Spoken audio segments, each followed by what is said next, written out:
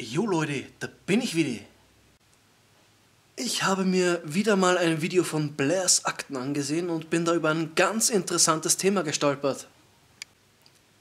Über fremde Geräusche, die weltweit wahrgenommen worden sind. Dabei handelt es sich um Geräusche, die Leute auf dem ganzen Erdball verstreut gehört haben.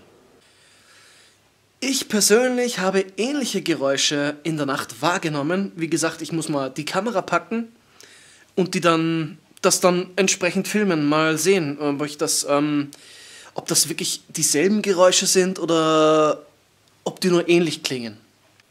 Hier mal als Beispiel, dass ihr wisst, was ich meine.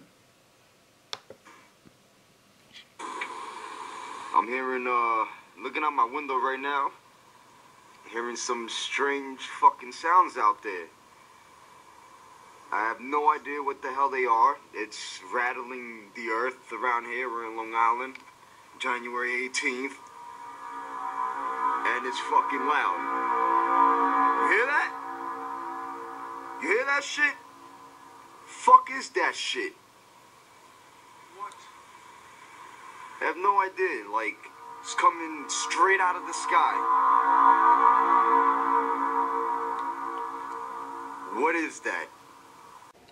Ich bin zwar nicht so bibelgewandt, wie man vielleicht annehmen möchte, aber da hat Blairs etwas erwähnt von der Offenbarung, dass gewisse Töne bzw. Geräusche, wie soll ich das erklären, und das hört man und ich habe so ähnliche Geräusche gehört. Ich muss das jetzt mal in der Nacht aufnehmen. Das ist meistens so zwischen 3 und 5 Uhr früh. Zwar nicht jede Nacht, aber ab und zu höre ich durchaus dieses komische Geräusch. Und ich dachte mir irgendwie nichts dabei. Ich dachte mir, das ist wahrscheinlich irgendein random Scheiß von der Voest Linz oder... aber die Voest ist doch etwas weiter weg von mir. Und ich bin mir da nicht so ganz sicher, ob das nicht vom Stahlwerk kommt oder... keine Ahnung. Wie gesagt, ich werde mal sehen, dass ich die Kamera packe und diese Geräusche aufnehme und dann... könnt ihr darüber urteilen? Ist das Bullshit? Ist das Scheiße? Oder bilde ich mir was ein? Oder vielleicht ist es alles nur ein Fake? Man weiß ja nicht. In der heutigen Zeit.